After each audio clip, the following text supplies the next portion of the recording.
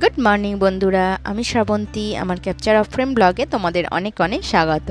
আশা করছি তোমরা সবাই ভালো আছো আর আমিও ভালো আছি। আর আজ হচ্ছে 17ই এপ্রিল, বুধবার। আর এখন ঘড়িতে বাজে প্রায় 9টার মতো।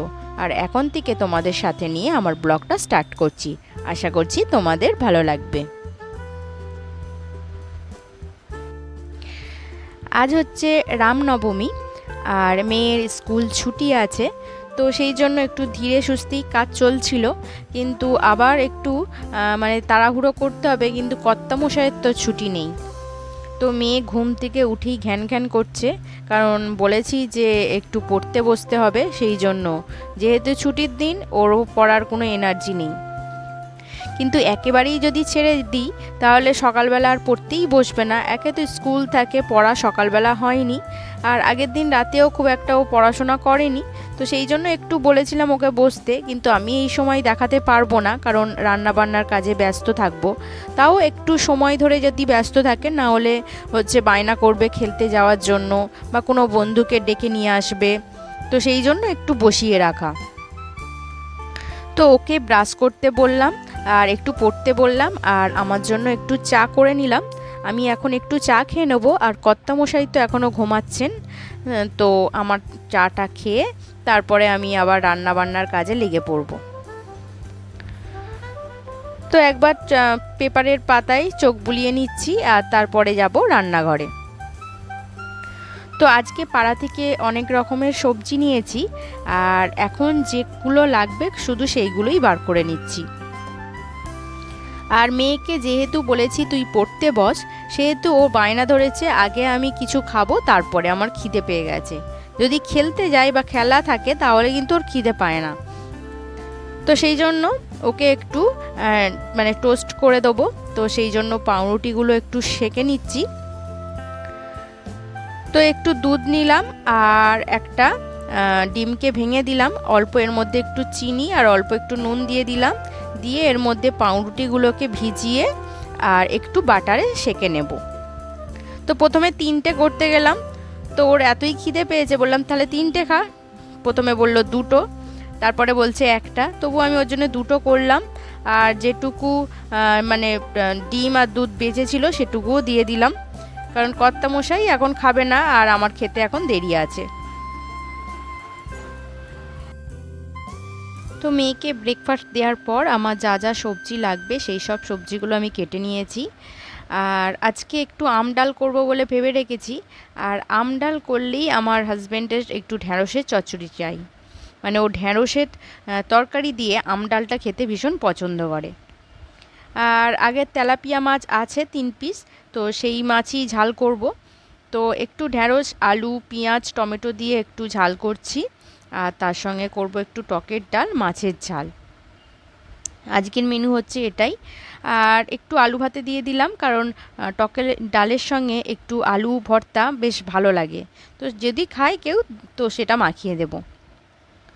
তো এখানে দেখো আমি ঢ্যাঁড়স আর আলুটা কষিয়ে এখন জল দিয়ে বসিয়ে দিয়েছি। এখন নুন দেব না, কারণ নুন দিলেই ঢ্যাঁড়সটা এখন পুরো নরম হয়ে যাবে, একটু শেষের দিকে আমি নুনটা দিই। তো দেখো এদিকে আমার ঢ্যাঁড়সের চচ্চড়িটা হয়ে গেল। আর মাছের ঝালটা করব, তার জন্য মাছ ভাজাটাও বসিয়ে দিয়েছি, আর প্রেসার কুকারে ভাতও বসিয়ে দিয়েছি, আর ডালটা সিদ্ধ করে রেখেছি, জাস্ট ফোড়ন দেব। এই তেলাপিয়া মাছ একসময় আমার মেয়ে এত ভীষণ পছন্দ করত, কিন্তু যত বড় হয়ে যাচ্ছে মাছ থেকে ও দূরেই সরে যাচ্ছে। তবুও একটু খাওয়ানোর চেষ্টা করছি।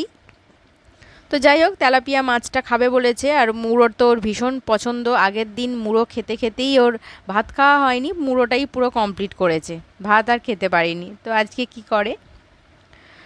তো ডালটা সিদ্ধ করে রাখা আছে, ডালটায় ফোড়ন দেব। তো একটু 5 ফোড়ন, শুকনো লঙ্কা, সরি যেহেতু টকের ডাল করব আমি একটু সর্ষে ফোড়ন দিই। তো সর্ষে ফোড়ন, শুকনো লঙ্কা দিয়ে আর আমটা একটু ভেজে নিয়ে আর সিদ্ধ করা ডালটা তুলে দেব।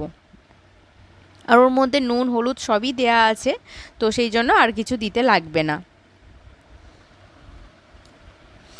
আসলে এই গরমকালে আম ডালটা কিন্তু ভীষণই ভালো লাগে, মানে টকের ডাল, আলু ভাতে বা আলু ভর্তা মাখা, তার সঙ্গে আর কিছুই চাই না।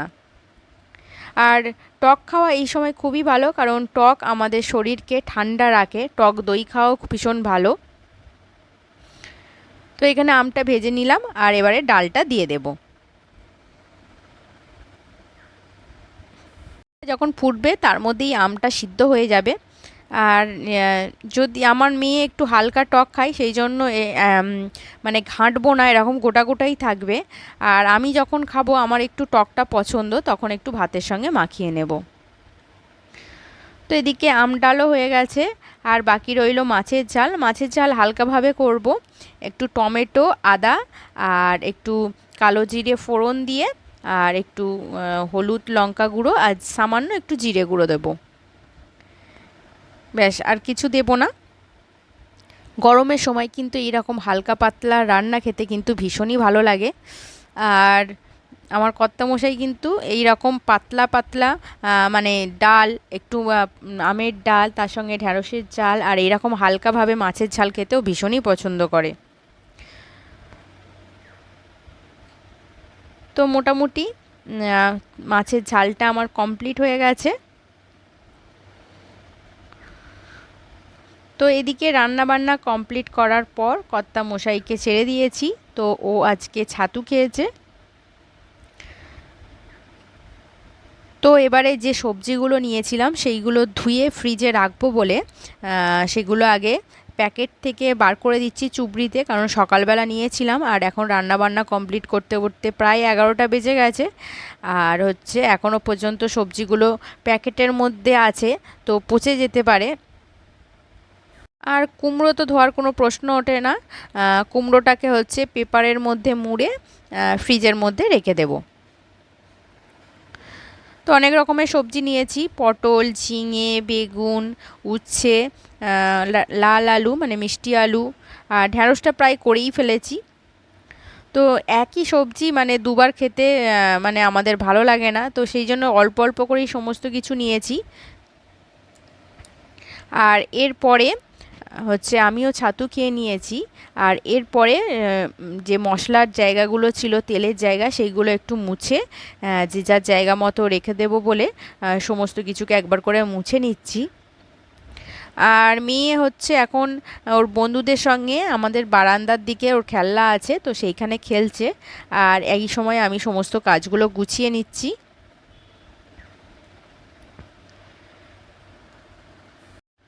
তো রান্নাঘরের কাজ মোটামুটি গোছানো হয়ে এসেছে, কিন্তু ওই ঘরের বিছানা এখনও আমার গোছানো হয়নি। কারণ কর্তামশাই তো অনেক বেলা পর্যন্ত ঘুমাচ্ছিল, তো সেই জন্যই।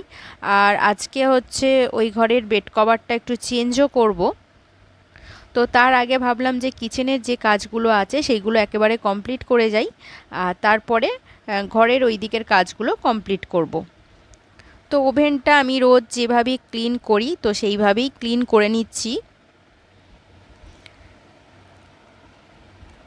আর ভালো করে ভিজে দিয়ে মুছে একেবারে আমার ওভেনটা পরিষ্কারও করা হয়ে গেছে। আর এরপরে চলে এলাম বিছানা গোছাতে। তো পয়লা বৈশাখের আগে একটা করে বেড কভার, নতুন বেড কভার আমি বিছানায় পাতি। তো এই পয়লা বৈশাখটায় পাতা হয়নি, কারণ ওই দিন ছিল অশোক ষষ্ঠী। তো পুজোর জোগাড়জাটি এইসব করতে করতেই হয়ে গেছে, আর বেলার দিকে ভালো লাগেনি বেড কভারটা চেঞ্জ করতে।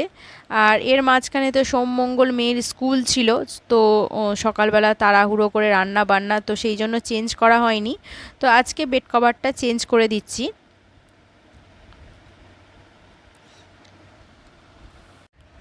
আসলে বিছানার যদি মেকওভার করা যায়, তাহলে কিন্তু ঘরের লুকটাই আলাদা হয়। আর বিছানাটা মানে ঘরটা জুড়ে অনেকটাই বিছানা থাকে, তো সেই জন্য বিছানা যদি ঠিকঠাকভাবে গোছানো যায়, তো ঘরটাই মানে ঘরের লুকই সত্যি চেঞ্জ হয়ে যায়। এখানে বেড কভারগুলো নয়, এই ঘরের বেড কভারটা আমি চেঞ্জ করে নিলাম, ওই ঘরেরটা আগেই করা হয়েছিল। আর এরপরে হচ্ছে এর সঙ্গে দুটো বালিশের কভার দিয়েছে, কিন্তু আমাদের এই ঘরে 4টে বালিশ আছে, তো সেই জন্য দুটো বালিশের কভারে পরালাম আর দুটো রেখেই দিলাম। আর পাশ বালিশের কভারগুলো চেঞ্জ করলাম না, মাঝখানে কোনো দিন চেঞ্জ করে দেবো। আর এরপরে যেসব জিনিসপত্র যেখানে থাকে সেই সব জিনিসপত্র সেখানে রেখে দিলাম। আর এরপরে ঘরটা ভালো করে পরিষ্কার করে নেব। তো দেখো আমার বিছানার চাদর কিন্তু চেঞ্জ করা হয়ে গেছে। আর মেয়ে যেহেতু একটা ডিম টোস্ট খেয়েছিল, তো ওর খিদে পেয়ে গেছে, তো ওর এখন বায়না যে এমন কিছু আমাকে একটা বানিয়ে দাও যেটা আগে কখনো খাইনি। তো ওকে আর কিছু বললাম না। মেরি বিস্কিট নিলাম, মেরি বিস্কিটগুলোকে যে মিক্সিতে একটু গুঁড়ো করে নিয়েছি, আর অল্প অল্প দুধ দিয়ে একটু ব্যাটার বানিয়ে নিচ্ছি। তো ফ্রাইং প্যানে অল্প তেল দিয়ে আর একটুখানি টিস্যু পেপার দিয়ে একটু অল্প করে মুছে নিলাম। আর এবারে হচ্ছে এক হাতা করে ওই ব্যাটারটা দিয়ে দেবো, মানে একটু প্যানকেক টাইপের করে দেব। তো একটু কাঁচা ছিল, তো তখন ওল্টাতে গেছি, ওই জন্য ওটা রেখে দিলাম। তো এরকম আমার 3টে প্যানকেক তৈরি হয়েছে। আর মেরি বিস্কুট যেহেতু আটার তৈরি, তো এটা কিন্তু আমাদের স্বাস্থ্যের জন্য ভীষণই ভালো। তো এটা কিন্তু খেতে বেশ দারুণ হয়েছিল, আমি প্রথমবার বানিয়েছি, তো এটা নতুন একবার ট্রাই করে দেখলাম। তো ও প্রথমবার খেয়েছে বলে সেরকম কিছু বলেনি, যখনই শুনলো যে এটা মেরি বিস্কিট দিয়ে তৈরি হয়েছে তখনই প্রথমে বলছিল ভালো, তারপরে যখন শুনেছে মেরি বিস্কিট দিয়ে তখন বলছে আর ভালো নয়। তো যাই হোক, প্যানকেকটা আমি বানিয়ে নিলাম। আর এরপরে আমার কাছে হচ্ছে চকলেট সিরাপ ছিল না, চকলেট ছিল, তো চকলেটটাকে একটুখানি গলিয়ে নিয়েছি, নিয়ে ওর ওপরে খালি একটু সাজিয়ে দিয়েছি। খেতে কিন্তু বেশ ভালোই হয়েছিল। তো আমিও একটু টেস্ট করে দেখেছিলাম, খেতে কিন্তু বেশ ভালোই লেগেছে। তো যাই হোক, ও কিন্তু প্যানকেকটা পুরো খিদে পেয়েছিল, পুরোটাই খেয়েছে। তো স্নান টান করে চলে এসেছি, আর এই যে মেয়েকেও স্নান করিয়ে দিয়েছি। তো ও এখন প্যানকেকটা খেয়েছে, তো বলছে এখন খেতে পারবো না। তো সকালবেলা তো একটুও পড়াতে পারিনি, ওর বেশ কিছু হোমওয়ার্ক পড়ে আছে, তো এখন সেটাই ওকে করাবো। তো চলো, পরে আবার দেখা হচ্ছে তোমাদের সঙ্গে। এখন এই পর্যন্ত। আর সকালে তো পুজো কমপ্লিট করা হয়ে গেছে, তো পুজোরও ব্যাপার নেই, আরও অনেক কিছু কাজ ছিল, তো ওকে একটু পড়াবো বলে তাড়াহুড়ো করে সমস্ত কিছু কমপ্লিট করে নিয়েছি। আর সন্ধেবেলার দিকে একটু কম পড়ানো হচ্ছে, কারণ আমাদের 25শে বৈশাখ একটা পারিবারিক মানে ছোটোখাটো করে অনুষ্ঠান হয়, নিশ্চয়ই তোমাদের সঙ্গে শেয়ার করব। তো সেটার একটা নাটকের প্রস্তুতি মানে রিহার্সাল চলছে, তো সেই নাটকে আমি অংশগ্রহণ করেছি। তো সেই জন্য সন্ধ্যেবেলা থেকে রিহার্সাল দেওয়া হচ্ছে বলে ওর একটু পড়ার মধ্যে মানে একটু সময়টা কম হয়ে যাচ্ছে। তো ডিস্টার্ব হচ্ছে না, নতুন কিছু শেখা হচ্ছে, সেটা খুবই ভালো জিনিস। আর হচ্ছে ছুটির দিনগুলোকে, হ্যাঁ, তো বাচ্চাদেরও একটা নাটক হবে, তো সেটাতে আমার মেয়ে অংশগ্রহণ করছে। তো আর এই ছুটিগুলোতে ওর পড়াগুলো মেকআপ করে দিতে হবে। তো চলো এখন এই পর্যন্ত। মেকআপ মানে মানে পূর্ণ করা, মানে হ্যাঁ, যেটা বাকি পড়ে আছে সেটা আর কি তোমাকে ফিল আপ করতে হবে। তো চলো, আর এরপর লাঞ্চে বসে গেলাম। তো বন্ধুরা, আজকের ভিডিও এই পর্যন্ত। যদি ভিডিওটি ভালো লেগে থাকে তাহলে অবশ্যই একটা লাইক কমেন্ট করে দিও, আর চ্যানেলে যদি নতুন বন্ধু হয়ে থাকো তাহলে অবশ্যই একটা সাবস্ক্রাইব করে দিও। আর যেসব বন্ধুরা সাবস্ক্রাইব করে আমার পাশে আছো তাদেরকে জানাই অসংখ্য অসংখ্য ধন্যবাদ।